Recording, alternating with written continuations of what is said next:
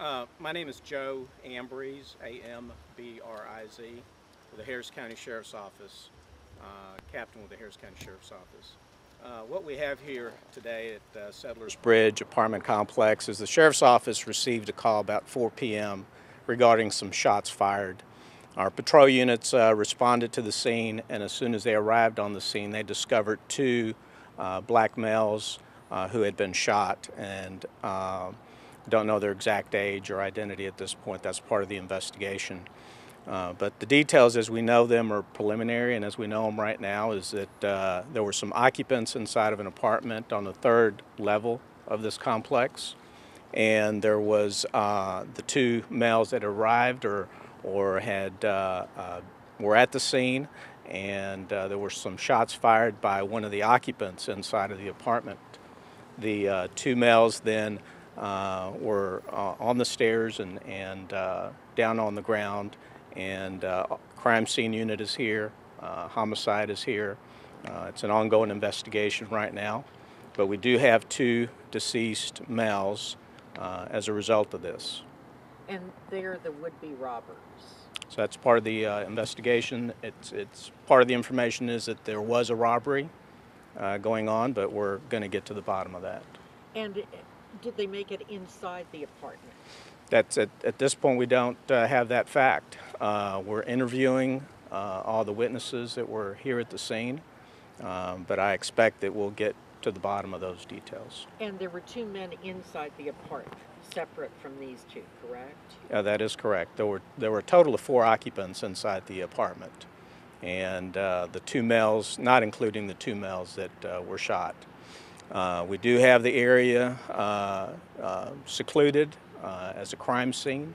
We do have our homicide unit here. Patrol has the area secluded. The area is safe. There's no other suspects that we're looking for, and the investigation will be going on for some time here. Was one of the people who shot, were they former Marine, retired? No, I don't have that. I don't have that fact right now. No, not aware that he is or is not. But we'll find out. But it's the residents who fired at the robbers. I'm going to describe them as occupants. Okay. I don't know if they live there or not.